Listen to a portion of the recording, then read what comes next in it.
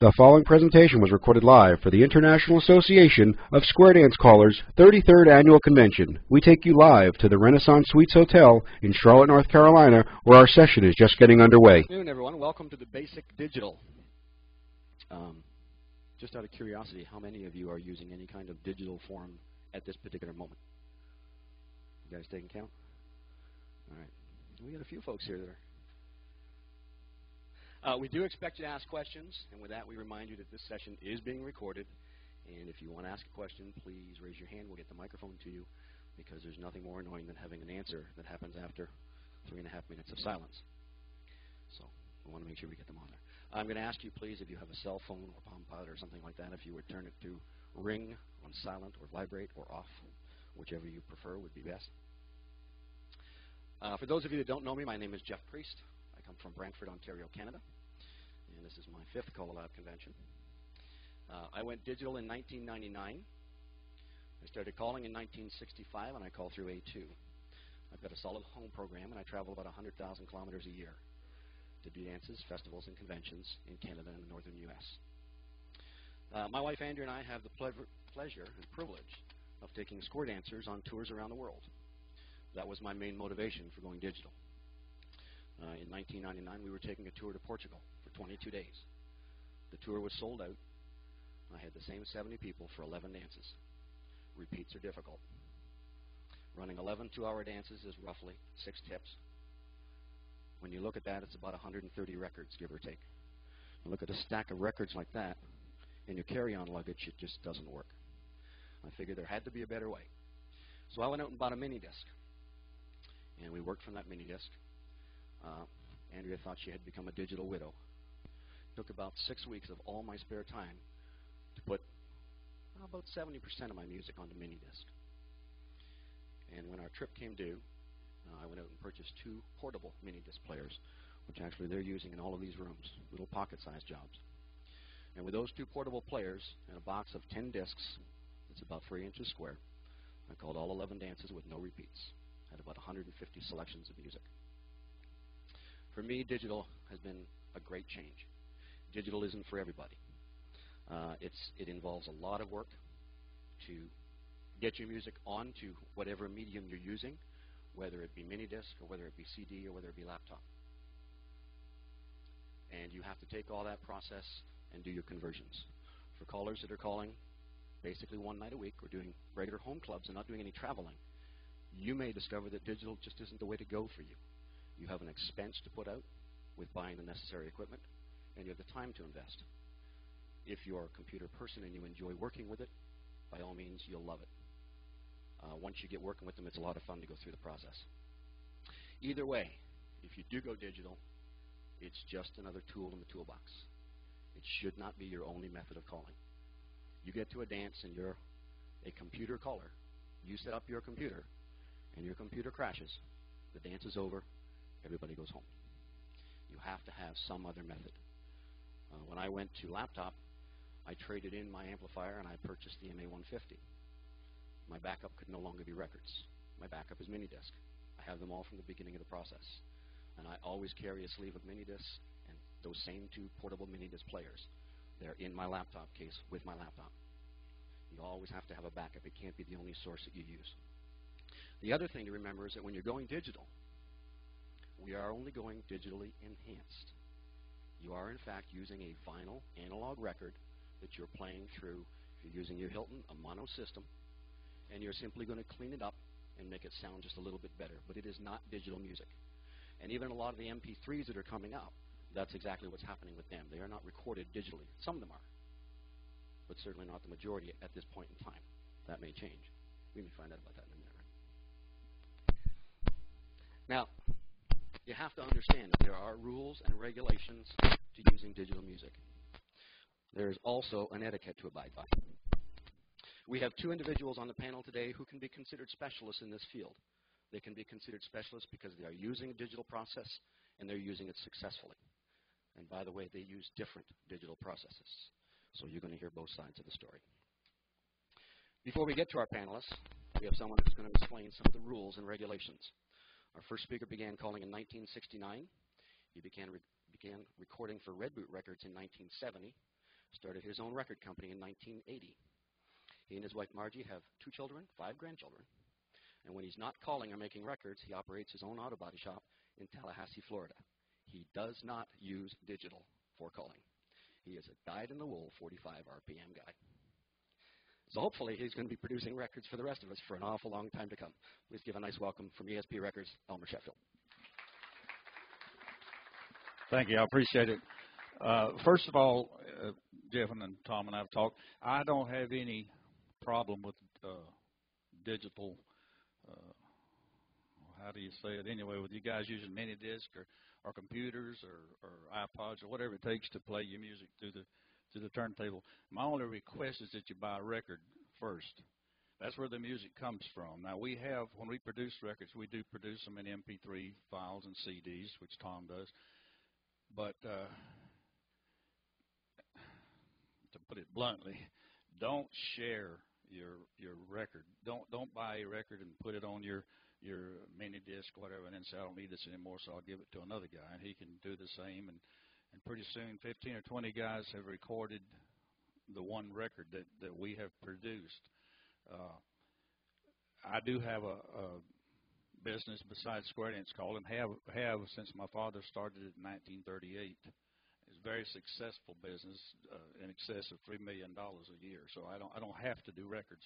I do them because I really love the business. I love going in and making music for myself and for you guys. I have my own recording studio. We have analog, 24-track analog recording. We also have Pro Tools digital. Obviously, a Square Dance record played through a Hilton amplifier is not going to come out in stereo, so they're mostly done analog, and we get the best sound we can. But my only interest here today is to just encourage you to please continue to buy records as long as that's our primary source. You know, the day may come when there are no more 45s. It may be only MP3s or some form of digital, and if that be the case, that's fine with me. I would just as soon sell 1,000 MP3s as to sell 1,000 records, and Tom would probably rather. But at this point, we're still doing records, and they are still the biggest seller of the 3 forms. So, like I say, I just ask you and ask that you pass it on to your fellow callers and friends to continue to buy records, and then once you get the record, it's yours. Put it on your mini disc. I have a mini disc player, and I'm like the old Tim McGraw song that he had about he still likes his black and shiny vinyl. I just like to see my record going around on that turntable, and I still use records. The day may come when I use a laptop, but I believe I told Tom, I said, probably the day that you see me and Marshall Flippo walk into a dance with a computer in our hand, it's about over.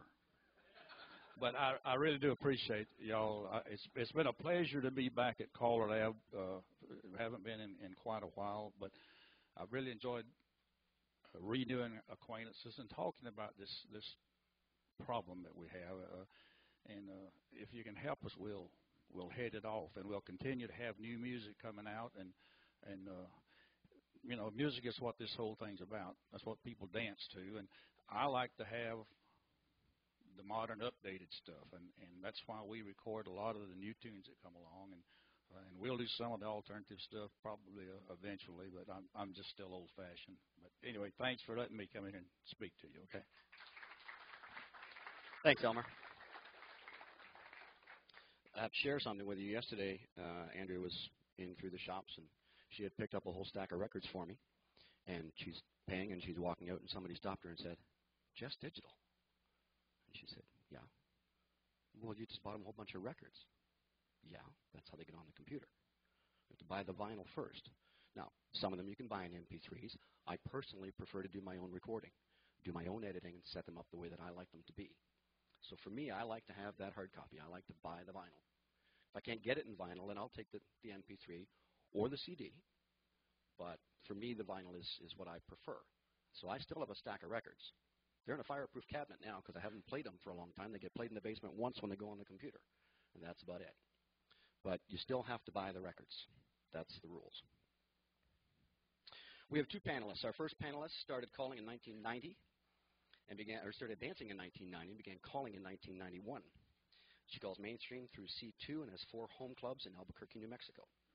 She was a moderator of this digital session a few years back and has been using digital in her program since 1995. Please welcome Chris Jensen. Our second panelist is no stranger to any of us. We deal with him on a regular basis to buy our music, our equipment, and our tape services. Most of us hear his voice monthly in our homes from Palomino Records. Nice hand for Tom Dillender. And at this point, Chris is going to take over. Which one do you want? That one? I'll hold this so if we get questions, I'll come and see you. All right. Yes, I went digital in 1995. I started calling in 91. Quickly realized that the record producers produce for their biggest audience, which are men callers, and that there were a lot of records that I really liked, ESP and all kinds of labels, but that weren't in my key. I just could not sing them. So I was looking around for options and what I could do. In the early 90s, somebody imported a karaoke digital pitch shifter from Japan, and I went and took a look at it and bought it. And this is a full component size, so think of your stereo hi-fi receiver device that you could put a line in and get a digitally altered pitch change music out of it. And I bought one and started lugging it around to dances and did that for a couple of years. So I could do records that I really wanted to do and change the pitch. Then I started looking around for alternatives, and I was keeping an eye on mini discs, and about the third generation of portable players, I bought one. That was the MZR3. And then I was able to keep the pitch shifter at home, record from my turntable through the pitch shifter out to the mini disc, and then I would have pitch shifted music. So my impetus for going digital was to be able to change the music around, and I've been looking at that since. Okay, so how many of you are not using digital right now? Okay, so one of my briefs for this is to actually talk about what the terms. We're going to be throwing around a lot of terms. So first of all, when I say digital, that means music that's represented basically by bits, which we think about as ones and zeros. So it's turning a wave form of music and representing it as a number, and that's what digital means. All right, so we're familiar, most of us are familiar with digital music on CDs. And the CD format, to record digital music, you need to take a sample of the music at a frequency, so many times per second, and record that sample as a number. CD music is recorded, sampled at 44,100 times per second. Okay, so that's the frequency. And it is, for each sample, each time it takes a sample, it records 16 bits. That's 16 ones and zeros to describe that sample at that point. All right, so that means that, and where that comes into play is when, in the next session, we look at actually recording music to your computer. You want to record at CD quality, so you record at 44,100 bits per second, or samples per second, and 16 bits per sample. So when you see in the recording software, you'll know what that means and why we do it at that rate. Alrighty, so I think in terms of input to how the music comes to us, and output as to how we use our music.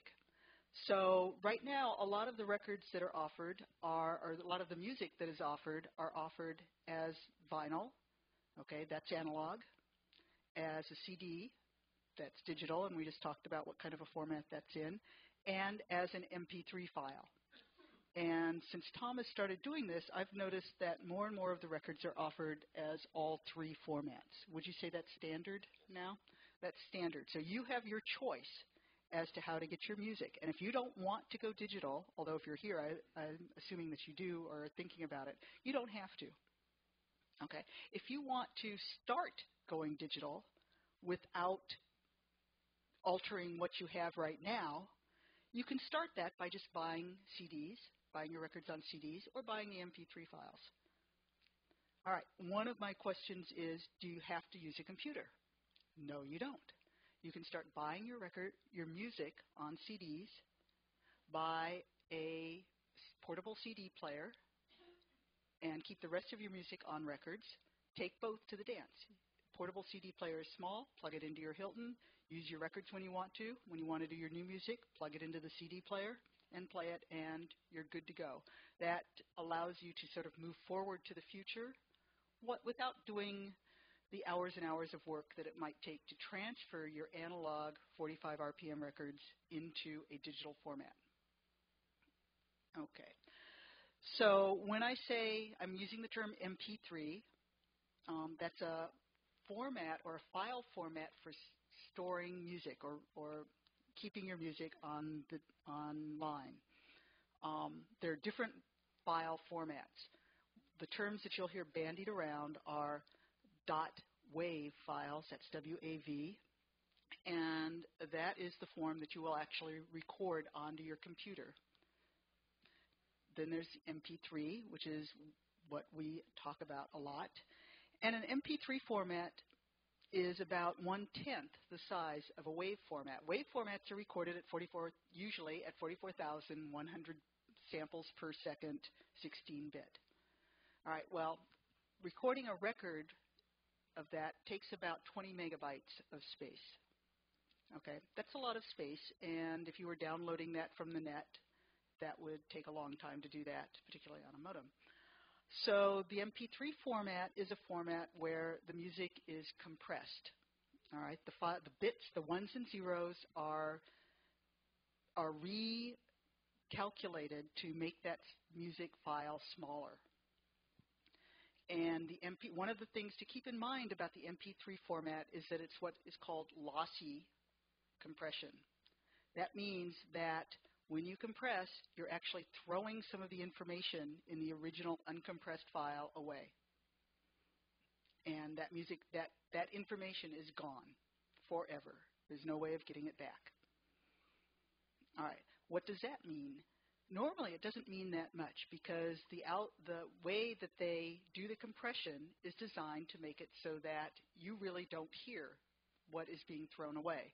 It's called psychoacoustical compression, and it is taking a look at the computer program that does this is taking a look at the sound, deciding, well, humans don't really hear that frequency, so we don't need it.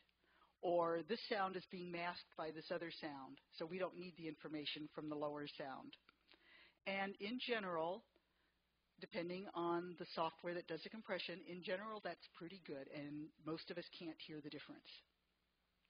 So you get a 20 megabyte WAV file, and you can compress it down to a 2 to 3 megabyte MP3 file. So that's great. Now, some other formats that you might hear thrown around, there is something that you'll occasionally see is OGG Vorbis, which is another file format for compressing music.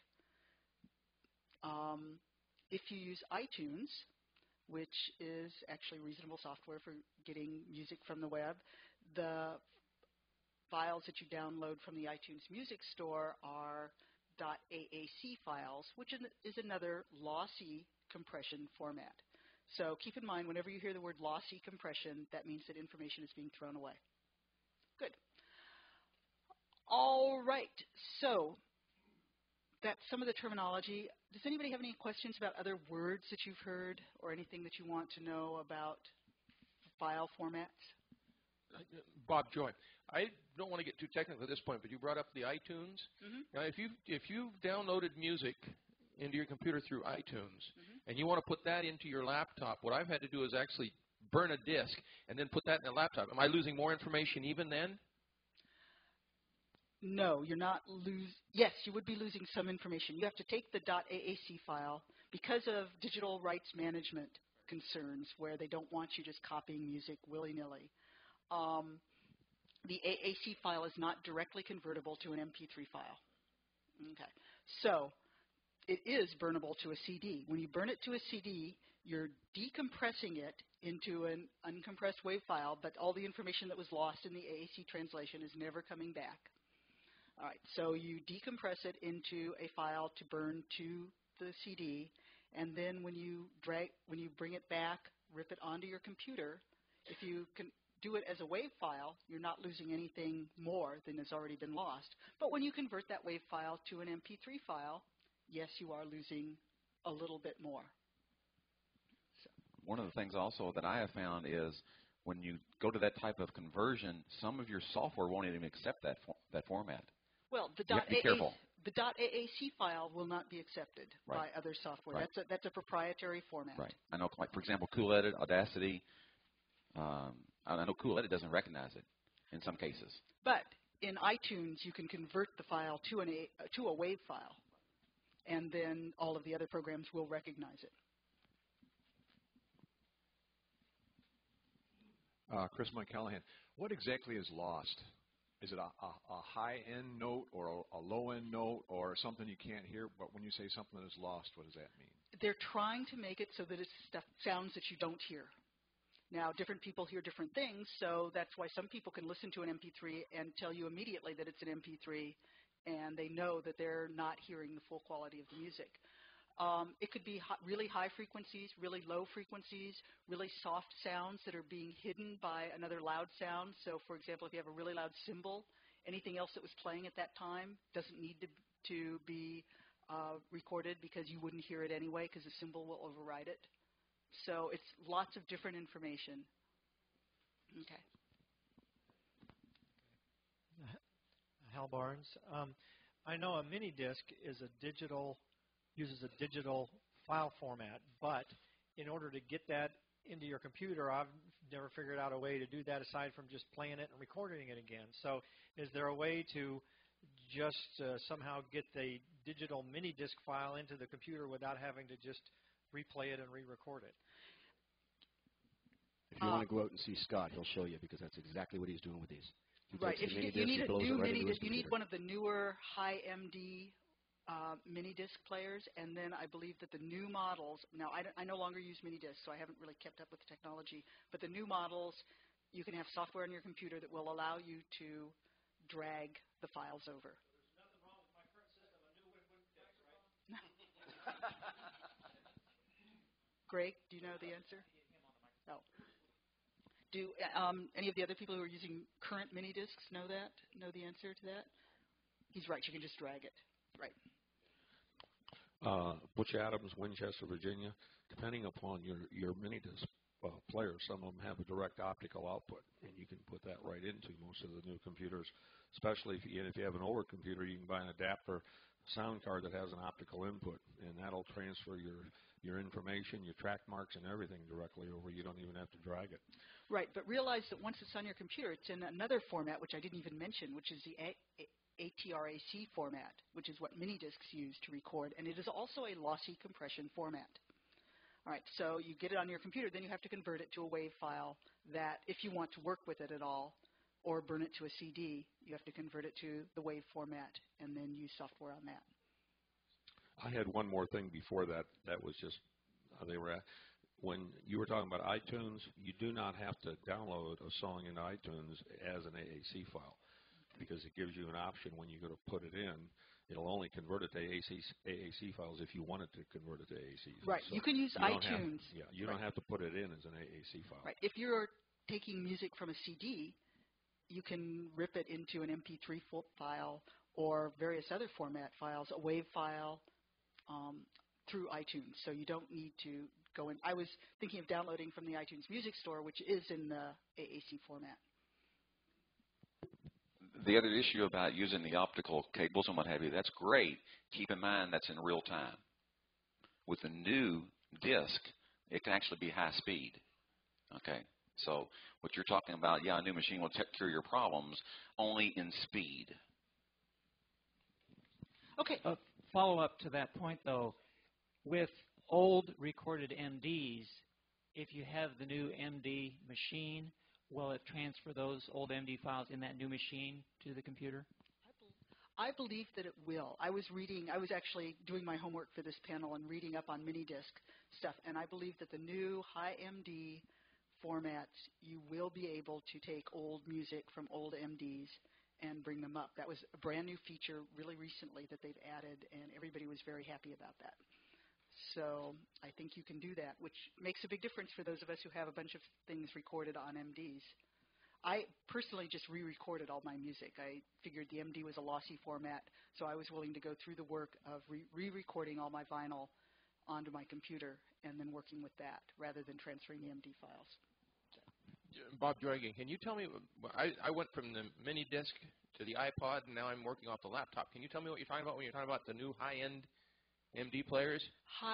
It's actually HI-MD. It's just a new format that the MD players are using. You can take old MDs, old mini discs, and physically reformat them in that format and get more capacity on them. The old discs were also the size of a CD. They were 70 to 80 minutes max. The new discs will take a full gig of data now. They're massive. Yeah. Okay, so we've got all these terms that we're throwing around. You have your music that's coming in as MP3s, CDs, or vinyl. Now at the dance, what are you going to play them on? Some people have mentioned that they're using mini discs, and that's what I used for years. Some people have mentioned that they're using iPods. That's a brand name for an MP3 player. This is my iPod. And so that's a digital way of playing your music at the dance. The new iPods can hold 30 or 60 gigabytes of music. So, that's 3 times larger than this computer holds. So you can have lots of music on your iPod. You can use a CD player. Regardless of how you get your music, once it's digitally formatted, you can record it onto a CD and just bring CDs to the dance. You can record 20 or so songs on a CD and have that. So we have CDs, MP3 players, mini disc, or the laptop, which is what we're going to spend our time in the next hour talking much more about laptops and getting your music on laptop. So a question to answer is, do I have to have a laptop to play digital music? No, you don't. Do you have to have a computer to get your music into a digital form? No, you don't. You can record directly to a mini disc without any computer involvement at all. You can record, if you wanted to buy some hardware, you could record directly to CDs. You could take your vinyl, play them on a record player. There are CD recorders that will record directly to CD. So you could take your music and make it digital in that way. I personally think that using a computer, not a laptop necessarily, but a computer to record your digital music, if you want to change it from analog to digital, is the best way to go because of some of the flexibility that we'll talk about in the next hour when we talk about actually recording and manipulating your music digitally.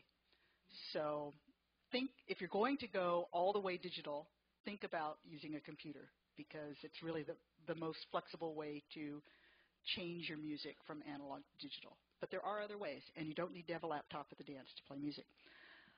All right, once you have your music in a digital format, you have to have a way of keeping it organized. You no longer have handy-dandy little pieces of plastic that you can flip through and sort in different orders. All you have are files on something, a CD or a mini disc. So you need to think as you move into this digital realm, how are you going to organize your music? How are you going to keep track of all the cue sheets or have them with you? I don't know about you, but I don't have a very good memory. So I don't have 500 songs in my head. I still look at the cue sheets. How are you going to find the music if you have 20, even if you're just using CDs and you have 20 songs per CD, how are you going to find the music that you want to use? How are you going to keep track of what music that you have? If you have 1,000 songs on your computer, how are you going to find the music quickly to use it? So that gets into the whole idea of music management programs on your computer. All right, and we'll talk in detail about that next time, but this is just to give you an idea of what features a music management program can give you, particularly if you have all of your music on a computer and you're using a computer at the dance to call with. It will, first of all, it creates a database out of your song files. So you have the name and usually the label and the recording artist.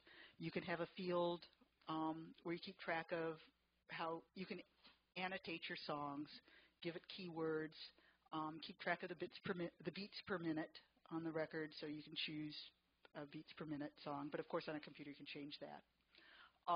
keep track of when you last played the song.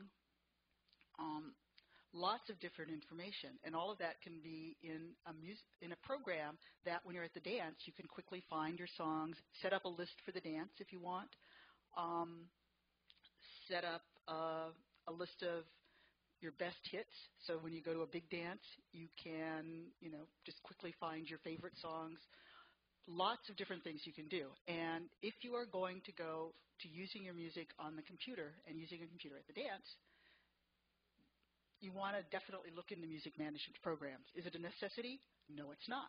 You can do it all using organization on your computer. Just put the songs into different folders, put your cue sheets into folders, find the song in the folder, find the cue sheet, bring up the cue sheet in a Word document, have it on the screen. You don't need to have a music management program. Is it a useful thing to look at? Absolutely. It will make your life at a dance much easier. Suppose that you don't use a laptop, but you have all your music on mini disc or CDs. It's your choice how you want to keep that organized. I had notebooks with lists of files and alphabetized. I still put it all in a database, and then I just created these notebooks that I could go and quickly find the, I wanted to do a particular song. I could see which mini disc it was on, dig out the mini disc. I had the cue sheets. I had copied them all over and typed them in, and so I had them also on paper that I could quickly look at. Okay, any questions about the whole idea of using digital music without a computer or using music with a computer, keeping in mind that we haven't gone into how you transfer the vinyl to the digital? We'll be doing that later. Yeah, that comes up in the next session. Right. Okay, let me just give you an overview, though, of the process of digitizing your music. Step 1, clean your records. Okay. The cleaner the record is when you start to record it, the easier time you'll have later cleaning it up.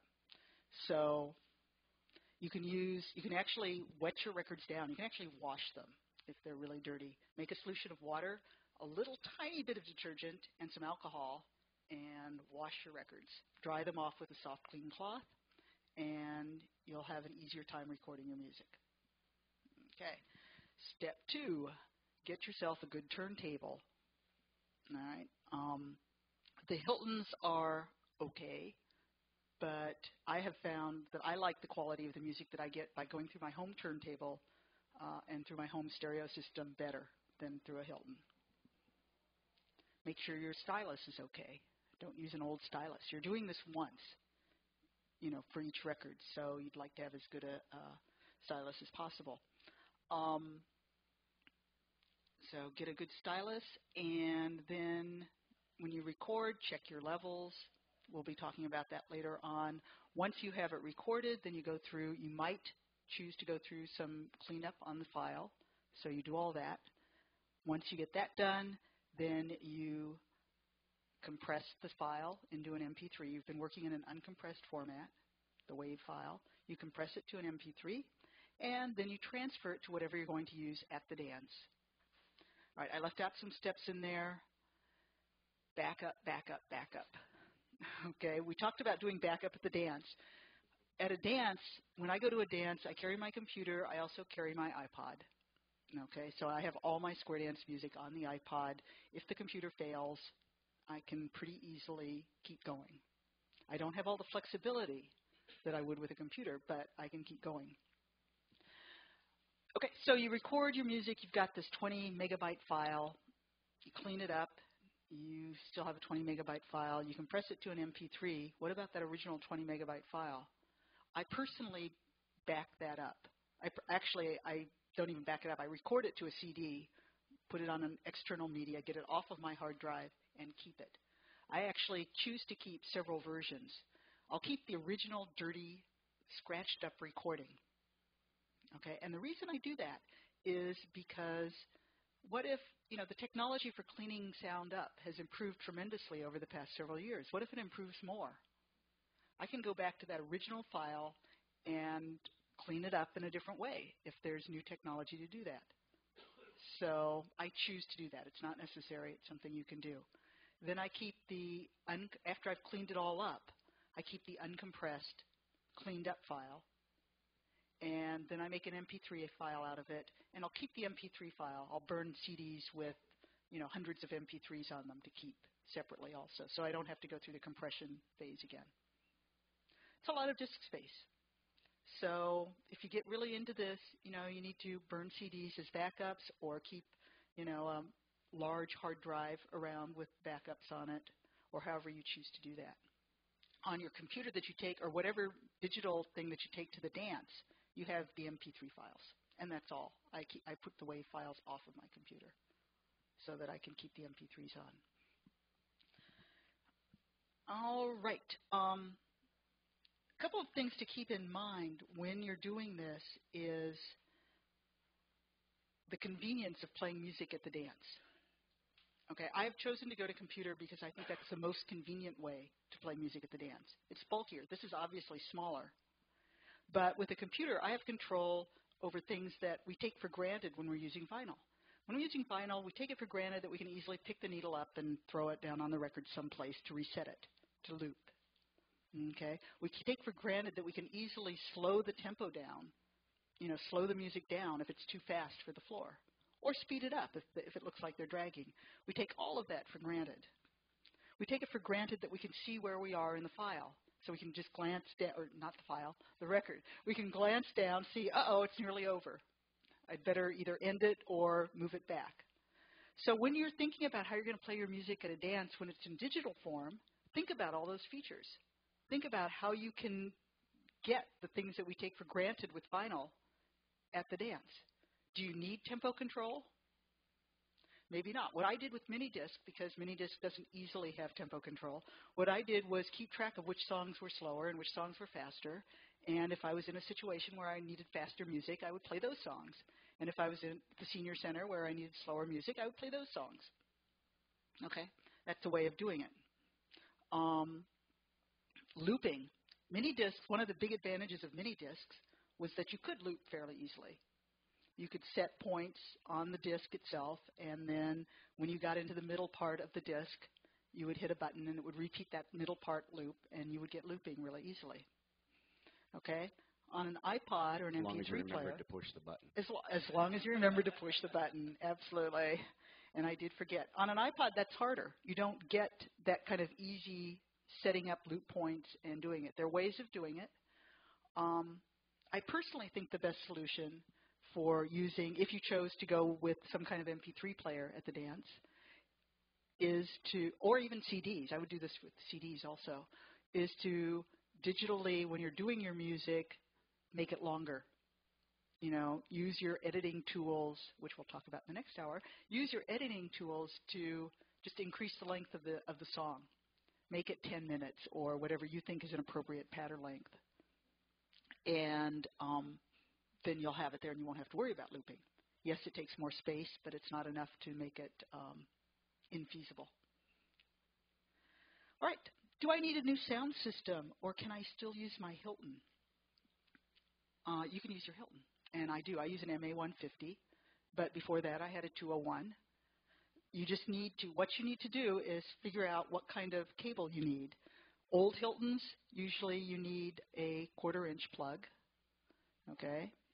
And on the other side, there's a mini. The mini is usually what you need for the computer or the mini disc player or the MP3 player. Okay.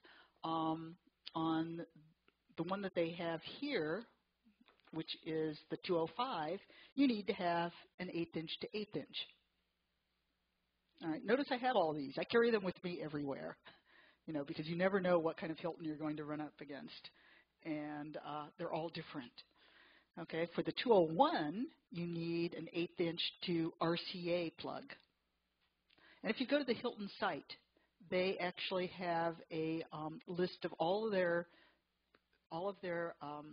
receivers and their turntables, and a list of what connectors you need, both to have input into to play and to record out of. So if you're going to record from your Hilton, just go to the site and you can see exactly what connectors you need. But it is something to keep in mind when you go to the dance, and particularly if you're not using your own equipment, is if How many of you go to a festival and you do one tip? Okay. Keep in mind, if you're using digital music, that you have some considerations to keep in mind. You can't just go up and fling your record on. I know many callers who just carry records for just that, because it is still faster and easier to throw a record on the turntable. I have gone so completely digital that I wouldn't even know what to do with the record anymore. So it's like every once in a while I've had to play one, and it's like, oh, how do I reset this again? But keep that in mind. Be prepared. What I do is, before I'm going to go on, everything is booted up. I've checked it. The sound is fine. I've got the thing on my end already plugged in. I run off of battery, so I don't have to plug in any power. And I can get up there. The song is queued up. I can get up there, plug in, and go for the most part. Just a little quick sound check and ready to go. But you need to practice doing that. It's like when I first started calling and using the record, how am I doing? Okay. When I first started using the records, that took muscle memory. I remember my first time putting the needle down and my hand was shaking and, So, right. So using the computer or any digital device, it's just a matter, you have to practice it. You have to get good at quickly doing what you need to do. If you use a music management program, you have to learn how that program works and practice at home, playing things, choosing your music so that it doesn't take forever in advance. All right. A question I need to answer, one more, is how much time does it take to convert a record to vinyl? Okay. I hear lots of laughing on that. That's because there is no answer to that. I would say a minimum of 15 minutes per record, up to next hour. Yeah, next hour I'm going to talk about one person I know who his conversion, he'll take up to 30 hours to do one piece of music. Ouch. 30 hours. That's no, dedication. He's not. He's nuts. No. He's really picky, and it's really important to him, and he'll use techniques that we won't even talk about here, and he'll take 30 hours on a piece of music. The question was it Los Olivos, California? The answer is no, it's not. All right, that is all I have as an overview of the process. We'll get into the nitty-gritty next hour and actually look at recording and digital cleanup. Questions? Since you're going to get into laptops next time, could you just give us an idea of what a person getting started out should be looking for in the form of a laptop, like memory speed? One thing you don't want to do, I know, is get up there and put your music in there and have to wait for a long time for it to upload so that you can work from it. Just about any modern laptop will be fine. Okay, old laptops, if they're really old, I'd say any Pentium 3 with, I don't think you can even buy them anymore that are below 800 megahertz. But Tom has an answer. That's pretty much the answer. It's kind of like when you started calling, any turntable will work. Okay? There's really not much of a requirement other than how much space are you going to want to need. One of the worst things you can do is start out with an old laptop that only has 20 meg in the hard drive, and you can't upgrade it. That's the biggest thing that I ran into 2 years ago when everybody started talking about it, like looking around at what laptops they already have, and people were asking me how much money it's going to cost me to get started, is the notebooks 2 years ago wouldn't work today because of the space. That's not an issue today. What usually they have a gig minimum. Oh, well, we're talking about different things. Yeah. In terms of hard disk space, I don't think you can get one with much below 20 gigabytes now. This one is 20 gigabytes. This is about 3 or 4 years old. Newer ones come with 80 gigs. In terms of internal memory, to run Windows, I think you need a minimum of 512 kilobytes of internal RAM memory. So anything that you buy now, there's no problem with. You do want to keep in mind, if you're going to record onto the laptop itself, if you're going to use the laptop for recording, you want a good sound card, and you want to have line in. This particular laptop that I use, I can't really record on it because it doesn't have line in. It just has mic in, and that doesn't work. So check for line in. That doesn't mean that some of your laptops' mic ins won't work. A lot of the sound cards, you can use either or. But you must go in there and fix your settings. Okay? You can't just go in there and say, okay, plug in and run.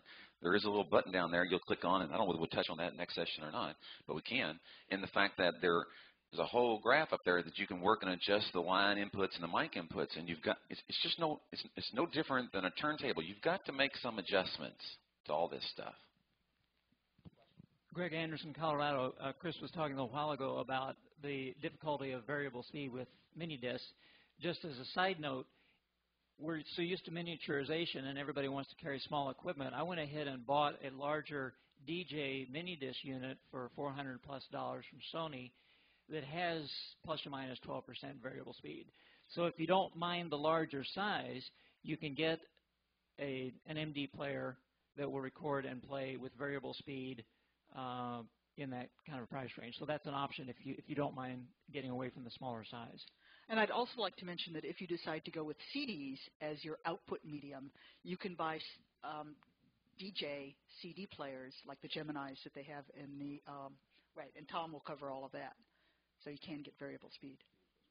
Frank Holland, North Carolina. Hilton did. I don't know if they still do, but they did make a modification to do a variable speed on the mini disc players. I've got one. Right, absolutely, really they did. I just was talking about in general with mini discs, you couldn't just do it out of the box. Well, I believe Tom, though, now has the new mini disc player that is in the box. It's built into it, the small little unit with the variable speed, because I just saw him that he had them for sale. But back to your point of a line-in jack or a mic out or a mic-in jack, even on the older laptops, you can buy a little external unit, a little tiny small unit that goes into your USB port that will take a line in. So you do not have to have a laptop with a line-in jack. You can buy the little USB adapter. Yeah, you can buy it places like Future Shop or any of those electronic shops for about $99. You can buy a US one. Are they cheaper now? They do full 5.1 surround sound. So, I mean, if your laptop doesn't have a great sound card, you may want to make that additional investment to get yourself some good sound, both in and out. Another question back here.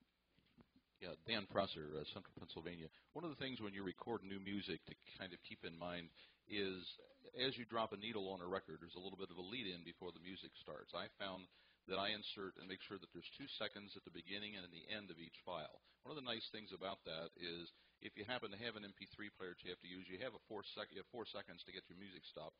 But on the other side of that, when you start your piece of music, you have 2 seconds. And you'll find that, boy, that just works out because you know right when the music is going to start.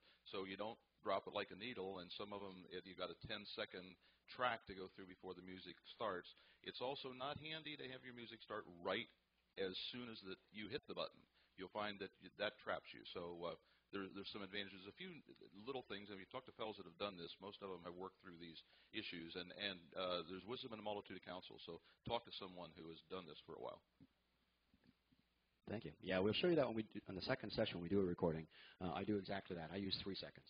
And we'll show you how we put that 3 seconds in because it just gives you that buffer from the time that you've looked at the computer or the mini disc or whatever and you've hit play and you're looking at the machine and all of a sudden you haven't got that lead on there. The music starts and you're startled and you're not paying attention to your floor. You're not sure what's going on. You haven't set your focus yet.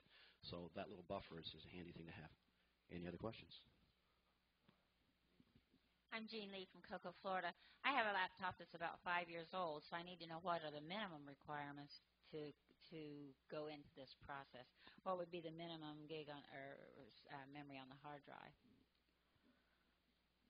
For actually doing the recording, just using? It depends on how many songs you want to put on there. Right. Each tune, if you put them down to MP3, is going to be about 2 meg.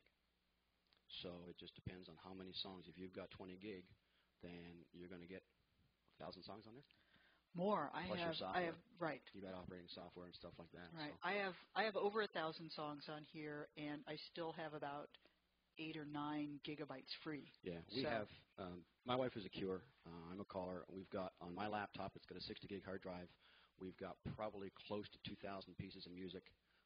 I've got all my recording software on there. I've got 2 different management programs on there, plus all the operating software, and I've still got 16 gig of space left. So, I mean, the music doesn't take a lot. What you want is decent RAM so that when you're recording, you're not going to get hiccups in the music. And you need a minimum RAM of 256. 512 is better. If you've got 128 of RAM, Windows is sucking too much of that in usage, and what you're going to end up with is what will sound like a skip on the record. So you need a minimum of 256 in RAM. 512 is better. Yeah, the question was how much space. You can figure that it's going to be, to get CD quality MP3, it'll be about 1 meg per minute. And most of our records are 4 minutes, so you can figure a 4-minute record in CD quality is going to be 4 minutes, or 4.1, anything from 3.8 to 4.2 meg per 4-minute square dance piece of music at CD quality. In 2-channel, right? You do 2-channel? All right, we're talking about one of the things that I didn't mention in sound recording and sound terminology is we had the frequency of sampling. Okay, that was the 44,100. We have the number of bits that you use to represent that sound, 16-bit. We also have the channels, the number of channels that you have. Stereo is 2-channel. Most of our records are recorded 1-channel. It's my understanding, I actually didn't do this, but it's my understanding that most people recommend recording your records in stereo to get the 2-channel and playing it in stereo to get all of the sound. What you will find is when you record in mono, you will lose a number of portions of the tones. We showed this last year in the recording that when you record in 2-channel, your left channel records a certain tone level. Your right channel records the opposing or the mirrored tone channel. So if you only record in mono, historically that is normally the left channel, which means you are literally cutting out about 22% of your bass notes that you will never hear on that tune again. So you always want to record in 2-channel, even though it's not stereo.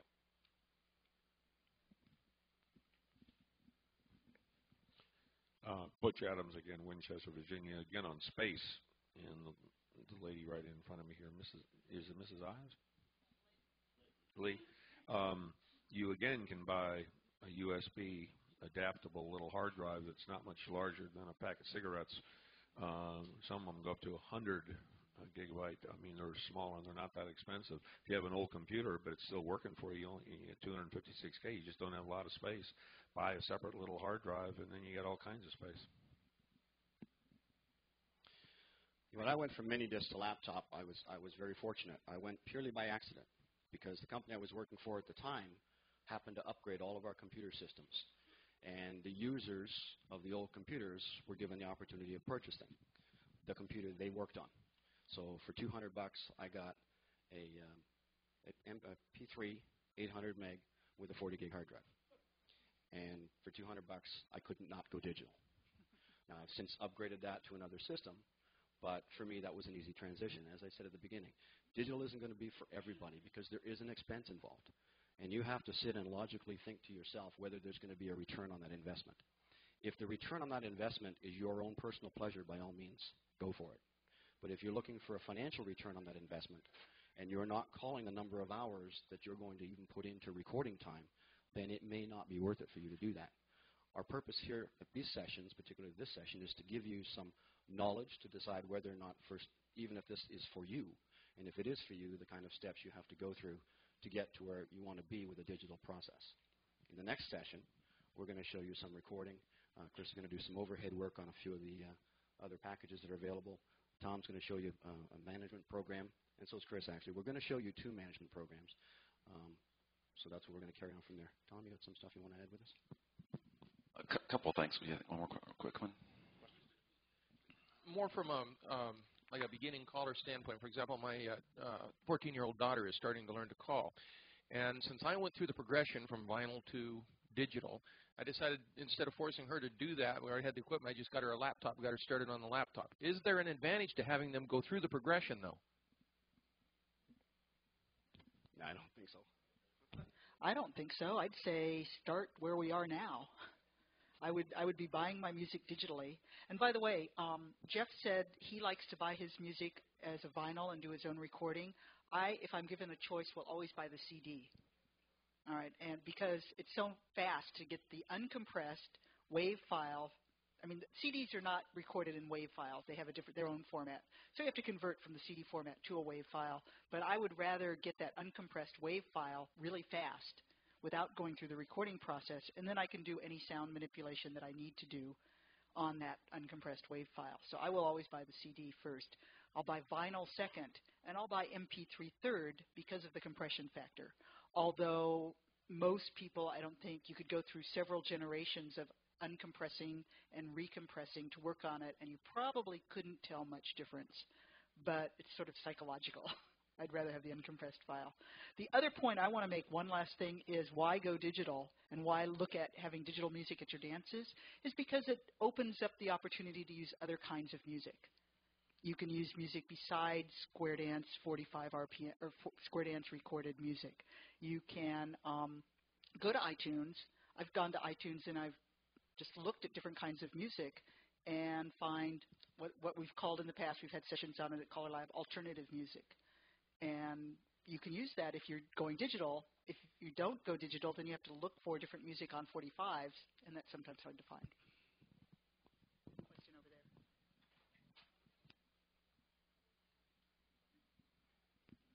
Is there any, Jean Lee at Coco, is there any difference of using like an LP at 33 1/3 to go into the, to record into an MP3 file versus a 45? Because, you know, I've got tons of those. Analog's analog. Doesn't matter. Even a cassette tape, it's analog. It's an analog file. That kind of leads into a couple things I want to mention. We're talking about digital versus vinyl. Jeff made the point. You don't have to change. Okay, we're going to make these, or somebody's going to make these for quite a while. It's tangible. Okay, and I'm kind of in the middle. Not only in the middle of these two people, but I'm in the middle of the business. Okay. And I'm fortunate to be in the middle, I guess, in a way that these are going to be around for a long time. There is more vinyl being made today than there was 5 years ago. Now, it may not be for square dancing, but there's more vinyl being made. Nashville, Tennessee alone spent over $1 million last year on new machines. Not upgrading, new machines. Unbelievable the amount of vinyl being made here, and I found out there's about 7 foreign countries making vinyl, not just the U.S. Okay, so don't panic. Okay. Having said that, there's some very, very big advantages in digital, and my point, I got to keep turning this down, is I want to reemphasize digital doesn't mean computers. By no means doesn't. It is digital, but that's only one portion of it. That tape is still around. If you love tape, digital tape, DAT, is still being used worldwide. Studios are big on digital tape. Okay? If you feel like tape, you can go that route. CDs are big. Okay? They're bigger than mini disc. There's not very many auto manufacturers putting mini disc players as a standard audio player in your car. Yes, it's an option, but it's definitely not a standard. CDs are. CDs are pretty much standard in vehicles today. CDs are great to work with. You can put approximately 20 songs on there. Okay, and that's the way I use CDs. I'm primarily 90% CDs in my calling. But I've learned the hard way, and sessions like this is going to make it a lot easier for you. Chris was talking about the files. There's my cue sheet file. Okay? It's even in a folder. It's in a folder. Yeah. You can have your computer folders. I have mine. But, you know, this is the way I started. Okay? I also started with putting a label on the CD. I thought, wow, man, I can put all 20 names on my CD label. Man, I got it made. The first night I went to the dance, I popped the CD in the CD player. And what track do I need to go to? You know, so, I mean, there's things that you do have to take in consideration of what you're doing. I guess one of the biggest things I'd like to tell you is discipline is a big criteria in going digital. I mean, you really, really have to think about what you're going to do. You're going to have the growing pains. There's no question about it. But you've really got to think about all of that. I like CD players for a couple of reasons. In today's technology, I have looping features on the CD players. I have the variable speed. I even have the pitch control. If I want to speed the music up or slow it down and maintain the pitch, I can do that. Now, all these things are in computers, but I'm one step back, okay? But I can do that. It's got beats per minute on the new CD players. You can just look down and see what you're doing. It's got the time up, time elapsed. You can go either way. It's just got a lot of information on there. Titles. You know, if your titles are on your CD, if you put it in the tag in your information, it'll come up on the screen. All that's available to you, okay? So, you know, you can go that route inexpensively. And what I mean by that is, you know, $200 to $300, you can be there. They even make CD players that play MP3 CDs. Now, what I mean by that is, you have a home computer. You're not ready to get into the laptop scene. You can have all your WAV files converted to MP3s. You can burn an MP3 CD and get anywhere from 100 to 200 songs on that disc, that round CD, and put it into this CD player and have all the features that you have in a regular CD player. The beats per minute, the lapse time, the pitch control, the key change, the whatever you want to do. Those are out there. They're under $400. Okay, so those type of things are available to you. You just have to be careful about the format that you're going to go to. The other thing about CDs in today's market is most of them are produced with a higher key and a lower key track. It's kind of nice to have. Kind of nice to have. You don't have to experiment on your computer or any other source to find them. Now, that didn't come cheap. I'll be honest with you. And it was a lot of trial and errors. We went through a lot of software, ended up finding a very good karaoke professional piece of software to do the key changes. Okay, and you can find those. If you're going to go, one of the things I did mention, if you're going to go digital, spend some time on the net. Bill Hyman spent a lot of hours and a lot of time and money putting a ton of information on the web, especially on Dos-I-Do. But there's other websites. Go out there and do a little research. These guys are giving you the information, but go do a little bit of homework on your own. Do a little research. It will save all those extra file folders that you're going to have. Okay? It really will. And since I turned my paper over and lost my note, I'm going to steal off your page. What I'm supposed to talk about next. As far as the quality level, there's no question about the quality level of a record versus digital. You're talking analog. As good as Elmer can make the music, it still has to go from some type of tape or CD format from the studio. It has to go through another piece of equipment to be mastered. In that mastering process, there are more highs and more lows taken off of the music. You wouldn't hear them anyway, but they're there. Okay? Digital, in order to convert that thing to a flat disc, we've got to reprocess that music into vibrations, to put it simply. And when we do that, we're going to lose a little highs and a little lows. Okay? You're going to take that flat piece of plastic, you're dipping it into a metal tank, you're adding nickel to it, and creating a new copy of a groove. You're taking that, putting it in a piece of a machinery, slapping a hot piece of plastic, vinyl, squeezing it for all it's worth to get it to form into a flat record and give you back the same quality. We're going to get close. Okay? Yeah, and every time good point. And every time you play it, you're getting a little closer and a little closer to another groove.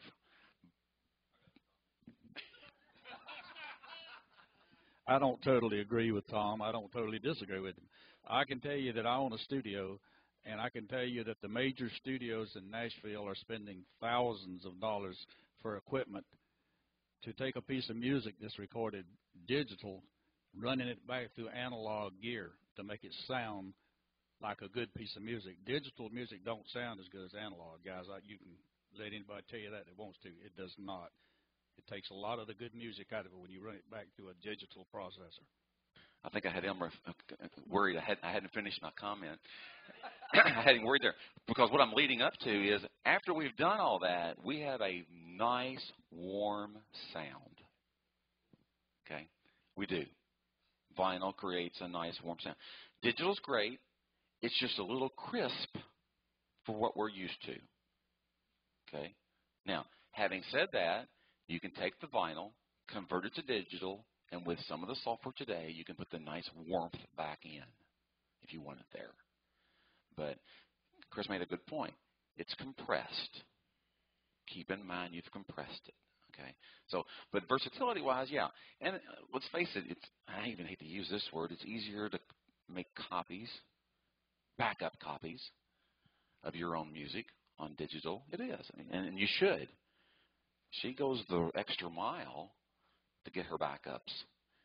Okay, but she also made a good point that she's backing up the original of hers in case technology gets even better and give her a better sound. I hadn't thought about that part, and that's great. Most of us are in a hurry. I went to dances, and the caller's really proud. Man, he's jumped into digital. He's made us copies on his CDs or his computer, plugs it in there, and it sounds worse than the record because he made a copy. It picked up all the needle noise while he was trying to get it on here. He left all the needle noise at the end of the record, but he's digital. He's really impressed. He's converted over. We have a hand in the back. Just 10 minutes more of his time, he could have had a brand new version of that record. Question? I have a question on legality of something. If there is an old record that is no longer in print, not able to get, and a caller has one, he's got it, it's all scratched up, he still plays it at a dance, and you hear him playing it at the dance, and it's just really sounding bad, but it's his favorite record, and he just dearly loves it. He can't find another one. He's gone to Perry and everybody in the world. You happen to have your copy that you made off your old record a couple of years ago on your machine as an MP3 file that you cleaned up, and you know he loves his song. Is there any issue with you taking and putting that onto a CD and giving it to him to where he can use it so that he doesn't have a noisy old record? Very simply answered, it's totally illegal. The copyright laws specifically say you're allowed to take your own purchased copy, make a copy for yourself for your own personal use. But I think that was the question. You said you're going to take his copy and you're going to make a CD and give it back to him, or you're going to take your own copy? Yeah, but if you were to take the other guy's old record that's all scratched up, put it through a digital process, clean it up, put it on a CD and give it back to him, it's his record. Is that not correct? It's his record. He bought the record. Doesn't matter. Unfortunately, the law doesn't allow you to do that. Doesn't mean you're not going to do it. Doesn't mean it's not being practiced and done, but the law doesn't have any gray area for this type of thing that we're trying to do. It specifically says you personally can take your personal purchased copy, make a copy in any medium format you want to, and use it for your own personal use. And the laws were very, very plain about saying personal, personal, personal. Right. It's totally illegal. No. You can for yours, but you can't give it away. If he has an old record and he doesn't own a computer, he doesn't have any way to make a copy. He's out of luck. Now, if he comes over and I tell him, okay, put it on here and punch the button and do this and then take it off and put it in your pocket, he's done the work, so he's allowed to do that. I'm just not allowed to punch the buttons on the computer is basically what you're saying. Correct. This is not the session for that, and I'm not the lawyer or the attorney. But there are, you know as well as we all do, there are ways around everything. Okay? What you just said is legal in those exact terms. What your question originally was not legal. Okay. Quick question. You keep talking about cleaning up, and I know you mentioned that the next session you're going to talk about putting the lead in the end. Are you going to talk about cleaning up the recording? Yes. All that's covered. The next session we're set up to record, and Tom found me the oldest, dirtiest, most miserable record he could find. And we have to, we'll with preface. Fingerprints, I can't believe. Yeah. We'll preface that, and I know we keep saying that because this is the basic session. Okay, we really wanted folks to understand that you just can't walk in and do all this. So we've had this particular type of session in several years, and that we finally now have the second session. But if we don't have this one, people come in the door, sit down. Well, I can go home and do this tomorrow. It's not that easy. Jay Silva from New Hampshire. Chris, this question is for you. When you recorded your music, okay, did you record it in the 45 mode, or did you record it as if at 42 to 43, I'm sorry, at 42 and a half to 43, as if it was in dancer mode, and why? That's a good question. I recorded at 45. I just had first of all, I recorded it on my stereo turntable, which doesn't have a lot of speed adjustment on it. It has a little bit, but not much. So I would just set it at the exact speed and record it, and then if I wanted to change the tempo later on, I either do it through software when I'm manipulating the wave file, if it's really a strong adjustment, or if it's just a little adjustment, I do it on the fly in the music management program that I use. Thank you. Don't you find that you're kind of fidgeting up on the stage once when you get the music going, because now you got to take the time to either, to slow it down to get to where you want to be? It's one keystroke on the computer. It's yep. even easier than using the knob there. I just sit here and tap the less than key until it sounds the way I want it to sound. I'm not even looking at it. And generally, you'll find that the music management programs will all alter your pitch and your tempo on the fly. So while you're calling your dance, if you're halfway into the first sequence and you realize that either the floor is slippery or it's just a little too fast, you can actually slow it down while they're dancing. They won't even notice, other than they'll get a little bit more comfortable, because they all work lifetime on the fly. Same way with the CD players. The variable speed, just a slide, man, it's real simple to work with. It really is. And most of the time they don't notice, except the fact that their tongues aren't hanging out. They're make the adjustment pretty quick. As far as software available for recording, there's tons of it out there. You can use the archaic versions of Cool Edit. You can go into Audacity. You can use Goldwave. Some of it's free, literally free, downloadable free. Keep in mind you're going to get very basic tools when you get free download stuff. Very, very basic tools. It's great to start with. It's great to experiment with. Okay, but it's not going to get on the technical side. You're not going to get in there and really, really fine-tune some of the music without spending hours and hours and hours and hours. There's some great software out there.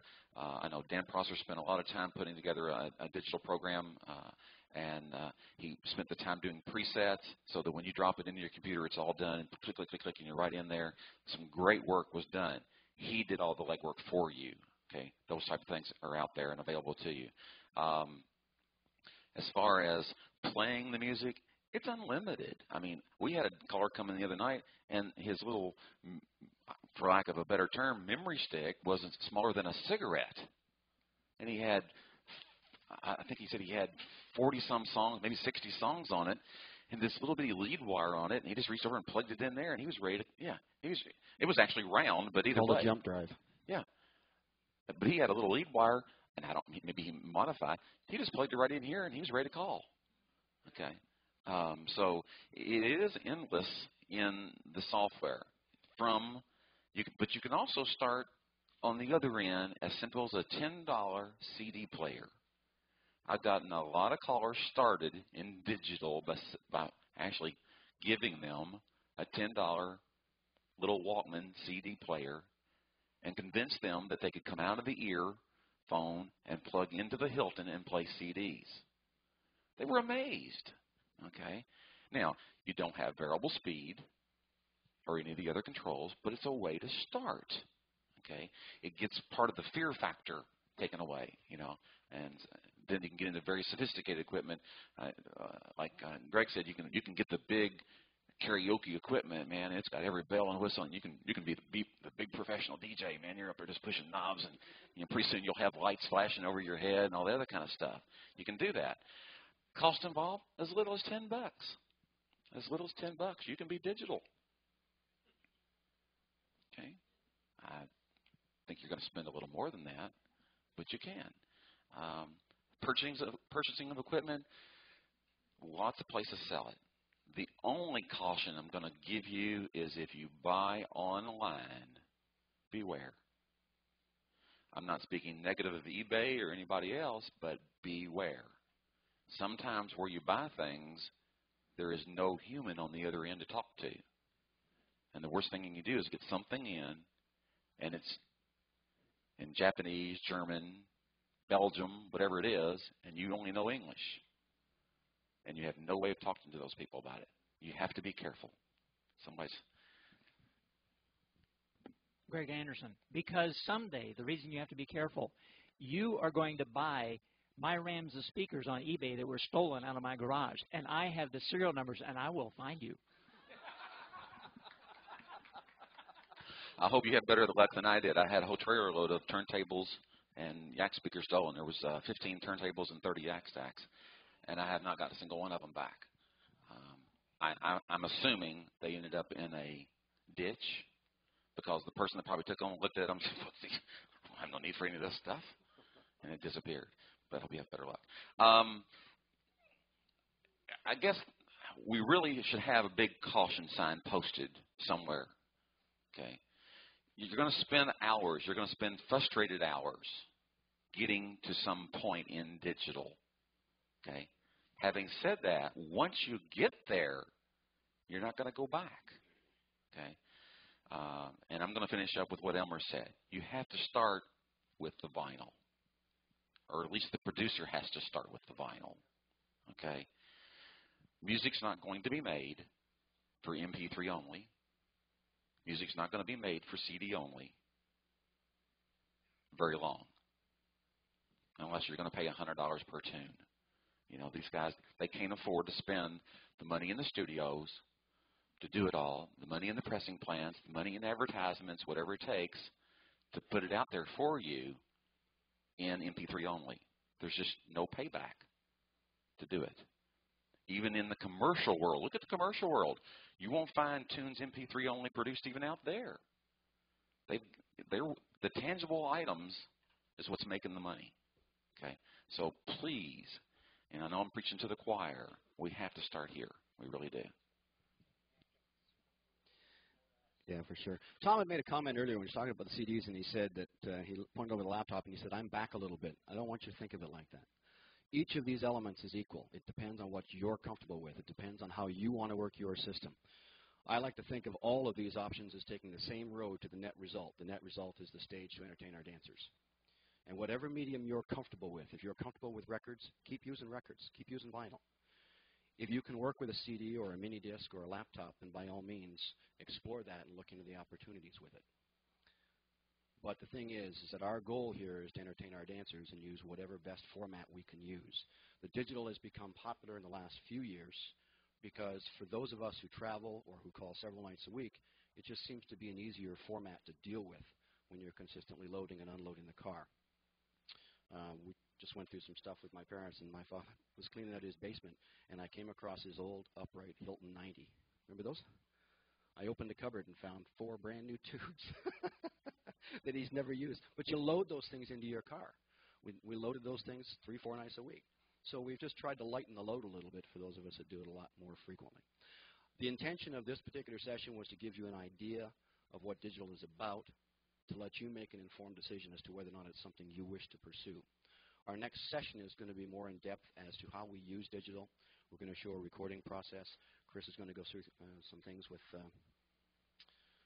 I've forgotten now because she's got the program in front of her, but that's okay. And they're both going to demonstrate a music management program to you so we can see what they've done. I hope the session has been useful to you. How about a nice hand for Chris and Tom? We thank you all for coming. We're going to take a little break, and then we're back in here.